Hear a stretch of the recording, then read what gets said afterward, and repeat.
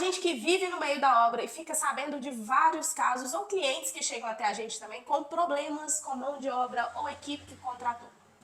Isso é um problema que se vê aí geral. Esse detalhe pode parecer simples, mas isso pode dar uma dor de cabeça tão grande durante a sua obra ou até mesmo depois da sua obra pronta, dali anos. E aí, como resolver esse problema? Como escolher a equipe certa para minha obra? E um pequeno erro na contratação da equipe pode te fazer gastar muito mais do que você previa. E no vídeo de hoje a gente vai te contar tudo o que você precisa saber para contratar certo as equipes. Antes, eu sou a Angélica Pampolini, arquiteta. Eu sou Rafael Duran, engenheiro civil patologista. Bora pro vídeo? Bora! A primeira dica que a gente vai dar hoje é: procure profissionais e empresas que sejam indicadas e busque referências.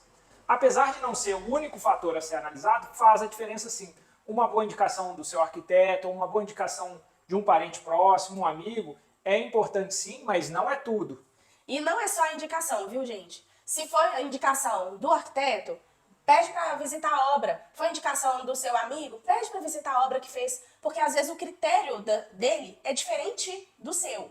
Então, é muito importante você ver as referências também com seus próprios olhos. E de preferência você vê uma obra já pronta, que aí você vai ver o acabamento real que foi entregue, mas também uma obra em andamento, para você ver a organização, como as equipes se comportam. Por mais que seja um pouquinho maquiado, você vai conseguir ter uma ideia do que você está contratando ali. Além do mais, você também consegue, na obra em andamento, ver como funciona o trabalho da equipe.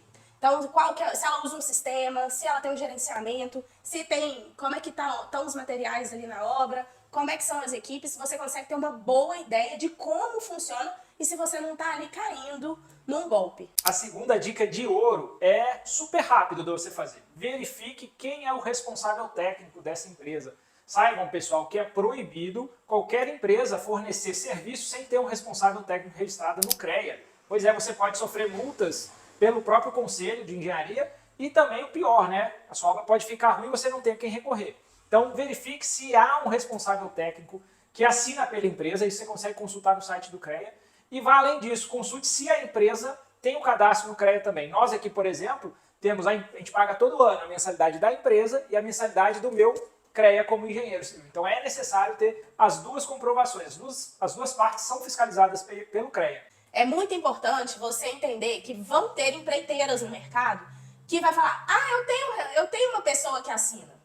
Só que aí, essa pessoa assina, ela vai assinar um papel, vai te cobrar aí R$1.500 para assinar, ou até menos, R$500, não sei. E aí vai falar que tem um responsável técnico, mas ele nunca pisa na sua obra. Ele não acompanha. O responsável técnico mesmo, que trabalha pela empresa, ele está na sua obra. Você precisa tratar direto com ele. Não é simples, é só assinar um papel. Não é só assinar um papel, gente. É uma responsabilidade muito grande. Afinal de contas, é a casa que a sua família vai morar. Exatamente. Muita gente se atém só a RT. Ah, você me fornece RT? Infelizmente é proibido, mas tem muitos profissionais que vendem a RT. Então o cara nem sabe quem é você, quem é a sua obra, o que está acontecendo na sua obra, mas ele está lá assinando para o CREA, ele é o responsável da sua obra. Mas do que realmente te adianta isso?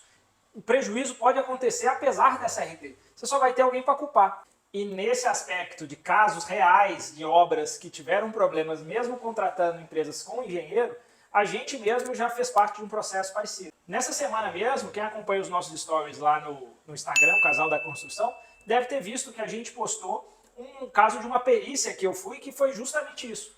O cliente contratou uma empreiteira para fazer uma reforma na sua casa e não tinha engenheiro, a empresa não era registrada no CREA e no frigir dos ovos eles fizeram um monte de coisa errada, teve briga judicial aí que a gente entrou para tentar identificar os problemas.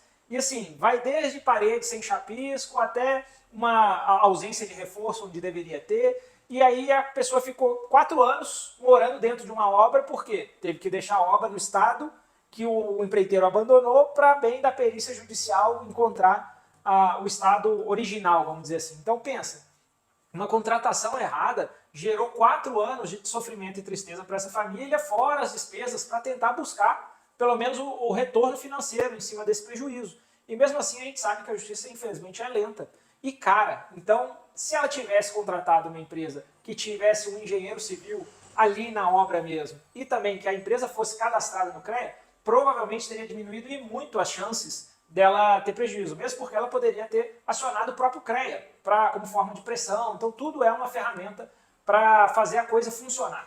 Antes de continuar, a gente quer saber se você já se inscreveu aqui no canal, porque aqui tem muita coisa para você acompanhar. Para você que está aí querendo construir, tem muita informação valiosa. Já se inscreve aqui embaixo. E amarrando esses casos aí que a gente está falando sobre empresas registradas, não registradas, outro tópico que é muito importante é contrato. O contrato, ele deve estar muito bem descrito. Você não quer usar o contrato. A gente não quer um contrato para ser usado, mas ele tem que estar muito bem escrito, muito bem amarrado. Tudo que você estiver fazendo na sua obra, ele tem que estar descrito ali, porque senão isso pode ser um problema depois. Se você não tiver nenhum contrato, você não vai ter nem a justiça a recorrer, porque dificilmente você vai conseguir comprovar o serviço que foi prestado, enfim, o que estava incluso dentro do pacote que você contratou. Fica tudo na palavra, então até para o advogado é difícil recorrer. Então o mínimo que você tem que ter é um contrato. E o segredo que a gente dá é especificar muito bem o escopo, o prazo da prestação do serviço e o preço. Tá? Por quê? O escopo precisa estar muito bem detalhado para fugir daquelas surpresas no final, no meio da obra, que não, mas isso não está incluso. Isso aqui eu não contemplei no contrato. Você vai estar ciente que não está dentro do contrato, ou você mesmo vai estar ciente que está incluso. E aí o próprio empreiteiro ou empresa não vai poder questionar. Você vai mostrar, não, aqui ó, você botou que estava incluso isso, e de preferência vincule uma cópia do projeto, nem que seja um resumido, junto do contrato, para mostrar que aquele escopo contempla aquele contrato. E escopo, a gente não está falando só de serviço não, mas também material, né? Mão de obra, material, tudo. Nota fiscal, você também não sabe, tudo tem que estar descrito ali, direitinho, para que depois fale assim, mas isso aqui não estava, essa instalação aqui não estava inclusa não. Uma outra dica do seu contrato é ter os preços separados por etapa, porque isso vai te balizar no planejamento dos pagamentos.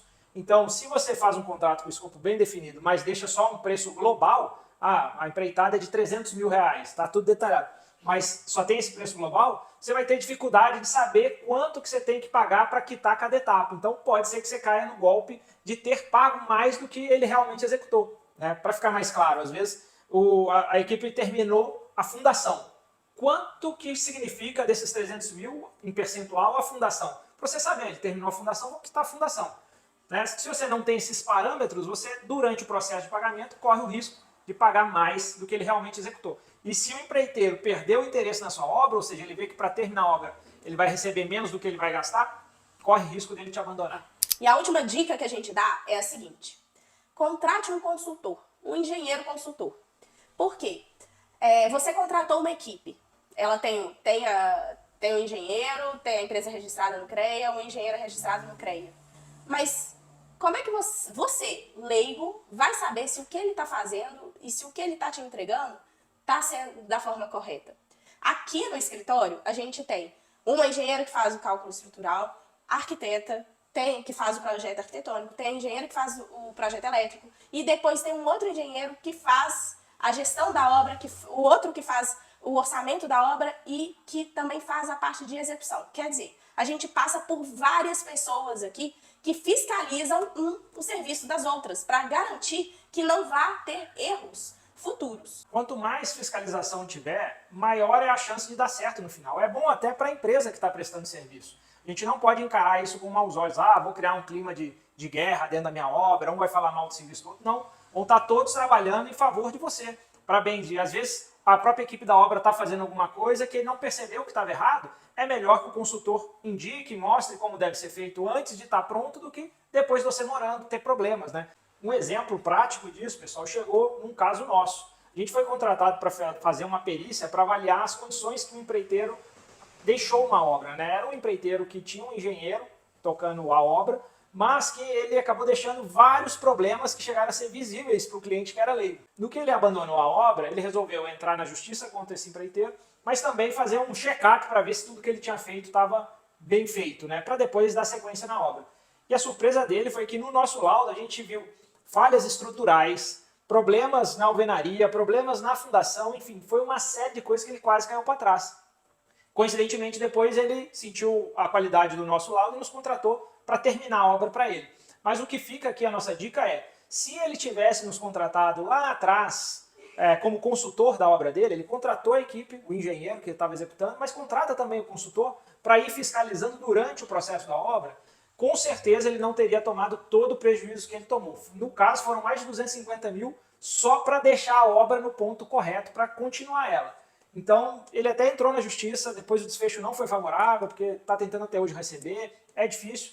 Mas se ele tivesse nos contratado lá atrás, duas uma. Ou a gente teria indicado para ele que a coisa estava indo para um caminho errado e seria melhor ele desfazer o contrato e contratar outra equipe, ou a gente teria ajudado esse profissional a chegar num ponto de qualidade satisfatório. Então, é sempre bom ter uma segunda opinião técnica, tá? Não adianta levar o seu cunhado, levar o fulano de tal que fez obra, seu tio que acabou de fazer uma obra. Não inventa. Tem que contratar alguém que saiba e que tenha interesse em encontrar coisas para melhoria, né? O consultor ele vai na obra já com a visão de achar os defeitos e de propor melhorias. Acontece, por exemplo, de chegar alguns projetos para a gente fazer orçamento aqui de obra e que na hora que a gente bate o olho, a gente percebe que o projeto não está legal, não está completo, está faltando muita informação, tem detalhes importantes que estão faltando, tem informação que não tem e que precisa para a obra, ou seja, só da gente fazer o orçamento, por mais que a pessoa não chegue e fale assim, não, você que vai fazer minha obra, a gente já dá um toque, olha, esse projeto seu aqui tá faltando informação. Não dá para você executar de acordo com esse projeto, porque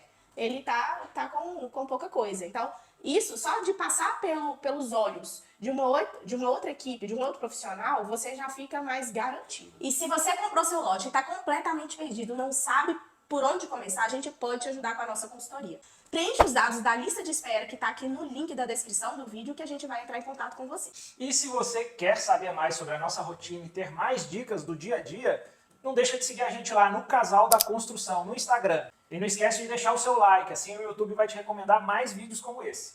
Então, bora pra obra!